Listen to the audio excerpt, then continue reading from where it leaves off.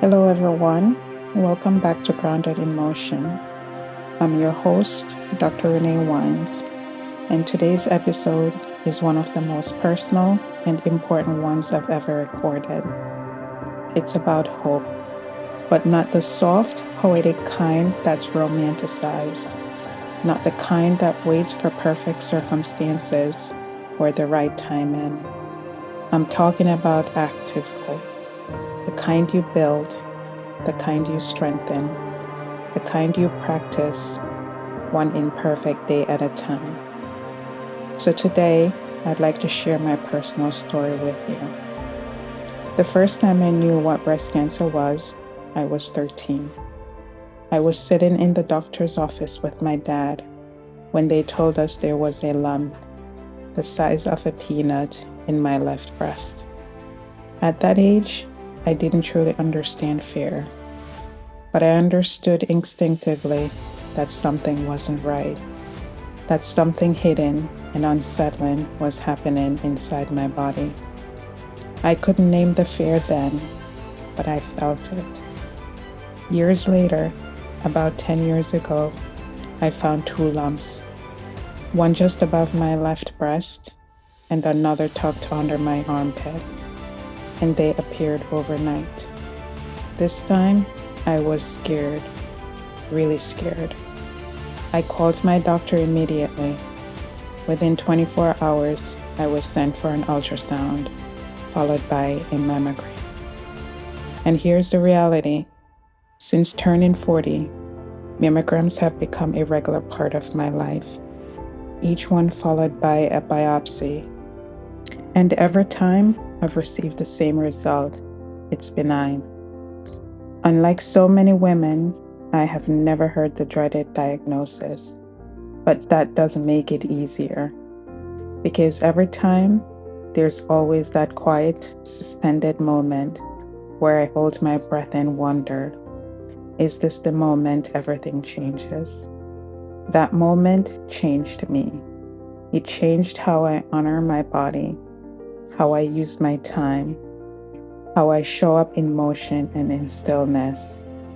It taught me that hope is not passive, hope is a practice. Yet, I maintain joy despite the unknown. And here's something that's important to say. Even in the face of uncertainty, I choose happiness. I still ride, I still laugh, I still live fully.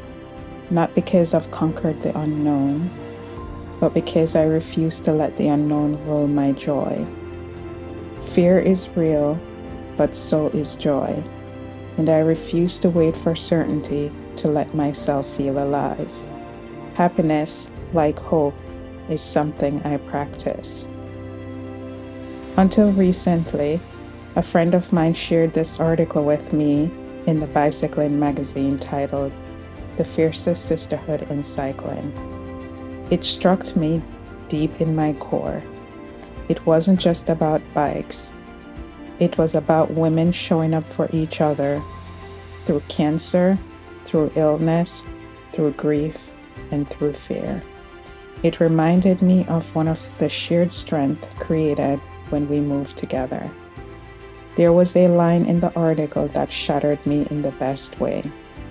My riding life saves me. It gives me strength.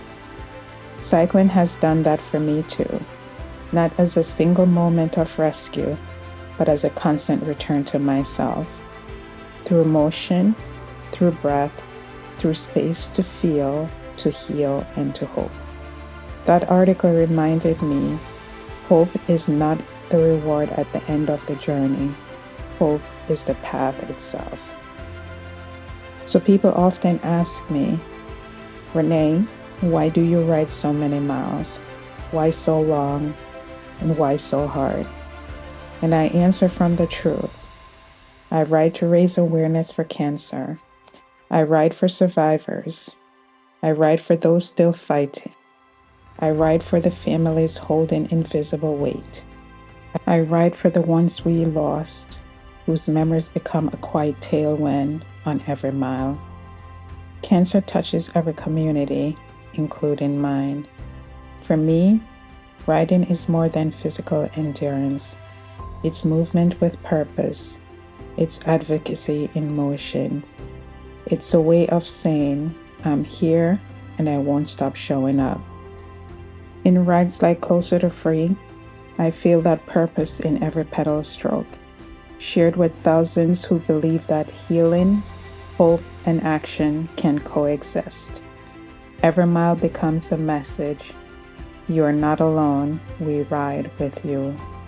That is my why. So hope doesn't wait for the perfect condition. That article reminded me, hope doesn't come to those who wait. Hope comes to those who move. The women in that article showed up through cancer, through grief, through exhaustion and uncertainty. Not because they had perfect condition, but because motion gave them strength. They didn't wait to feel brave. They moved, and bravery followed. And I recognize that in myself. Every time I clip in, tired, scared, perhaps distracted, I'm reminded, hope is not a feeling. Hope is a decision. And those who fight cancer know this very well. They don't wait for clarity to choose hope. If they can move through pain, fear, and growth, then I can ride through the rain, the wind, through doubt, and through fatigue to honor them. My struggle is so minuscule, their fight is everything, and thus hope demands motion. Cycling has taught me this fundamental truth. Hope lives in forward motion. The miles I ride aren't just strides of fitness.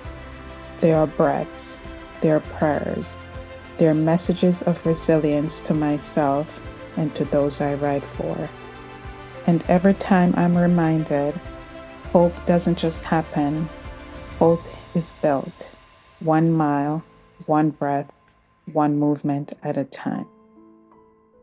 The sisterhood in that article was profound. A group of women riding not just with each other, but for each other. They shared struggle, they shared breath, they shared motion. That reflects the cycling community I'm grateful to be a part of.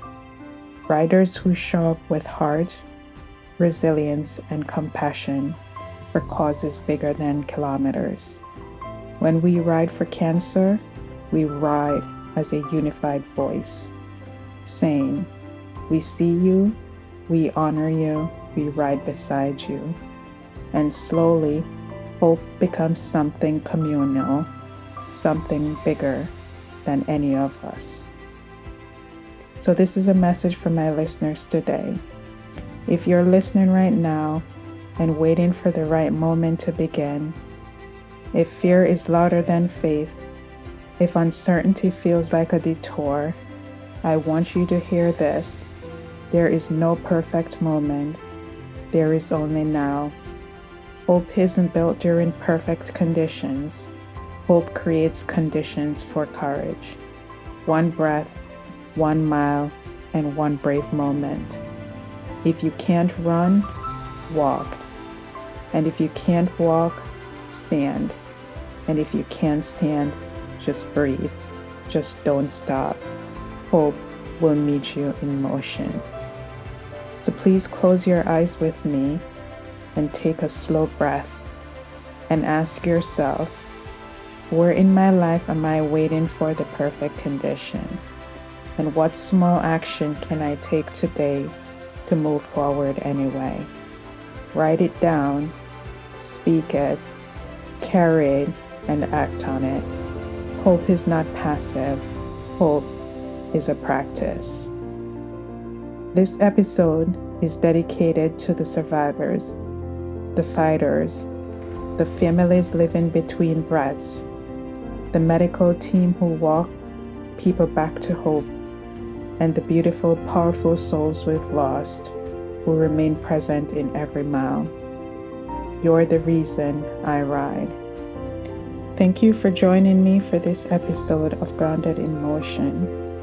If this spoke to you, Share it with someone who needs to hear that hope is not found, hope is built. Until next time, stay grounded and stay in motion.